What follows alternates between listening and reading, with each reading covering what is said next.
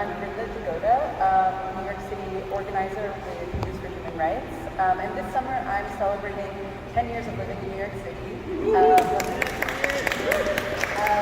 And the project that the Office for the Prevention of Hate Crimes and the NYC Commission on Human Rights funded was my first one with Youth for Human Rights. And it feels like a really fitting way to celebrate this personal milestone in the city. It's been really exhilarating to work with communities all over the 5 boroughs, to learn how much more I have to learn about the place I call home, and to see my city's government so deeply invested in the daily lives of the people who work hard to make New York City the greatest city in the world. I want to extend my deepest thanks again to the Office for the Prevention of Hate Crimes and the NYC Commission on Human Rights for your support, not just for our events, but for our communities and for the possibilities you've helped make real. Special thanks to Erica Ware, Orlando Torres, Kadri Chaudhry, Vijay Ramjathan, and Russell Rahman for your leadership and your presence in these efforts. Your work doesn't stay in policy, it meets people where they are, and we really felt that during this process. And congratulations to everyone here in this room on your projects. We, our organization and me personally are really excited to see what you do in the future and to work together. Hopefully I've been taking notes and thinking like, oh my God, I want to work with them, I want to work with them. And with all of your support, we were able to organize 2 interconnected events that showed us what solidarity can really look like. So the first was our Hindu Sikh Community Roundtable, which was co-hosted with the Sikh Coalition and supported, again, by OPHC and CCHR. So we gathered at the South Queens Women's March office in Richmond Hill for a night that went well beyond our schedule for good reason. The room was packed, it was multi-generational, and people were really eager to have honest and kind of healing conversations between 2 communities who have for decades established a sense of kind of mistrust and animosity. And we talked a lot about community in these conversations, not just as an identity or not just as something abstract, but as a commitment and as something that you have to work towards creating and maintaining. We're very thankful to Vijay for suggesting youth participation. We had 2 middle schoolers and 2 people in their early 20s who shared their experiences navigating faith and culture in their schools. Parents came as well and spoke about shifting dynamics at home and also the way that over the course of being parents, they've seen things shift from when they were in school.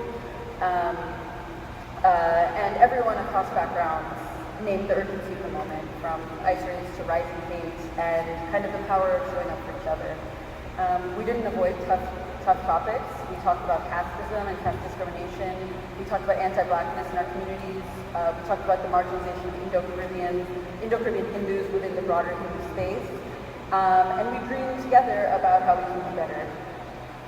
It became clear that there are too few meeting spaces for intricate conversations like these, and that people are very hungry for more. A pundit, Hindu religious leader, even offered his temple as a meeting spot for the next conversation. Very nice. It was a very moving moment. And then this first gathering kind of laid the groundwork for our second one, which was called Fulu da Ful, or Fulu Ka Ful, which means Bridge of Flowers. It was a day of action and togetherness, and it was held in the community in Richmond Hill's Rizzuto Park. And it was, despite pouring rain, which Eric and Orlando you can speak to, our community showed up, umbrellas in hand, hearts open. We shared sacred songs, we danced together, we ate together, and we had a number of really practical and important trainings on immigrant rights, ICE encounters, and discrimination protection. Special thanks to Orlando for that great training that you did.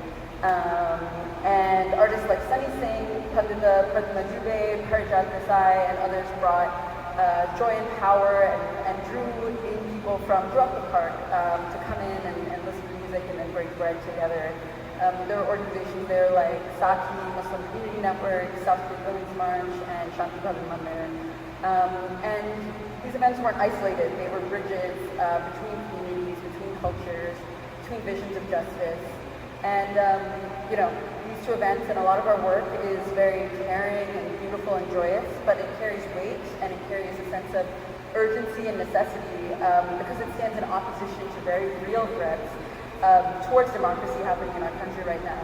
ICE raids put immigrants and people of color in our communities in grave danger of incarceration, of losing their homes, of being separated from their families, of facing ongoing and deeply traumatizing systemic violence, just to name one thing. Another, Hindu nationalism is spreading on the subcontinent and in the diaspora.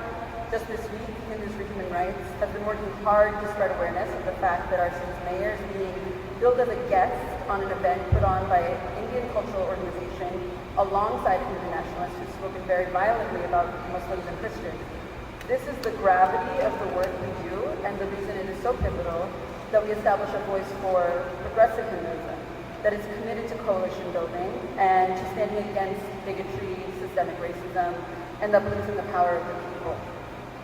Thank you very much for giving us the space, the support, and the trust to make this dream possible. Thank you all in this room for walking with us as we continue to build on each other.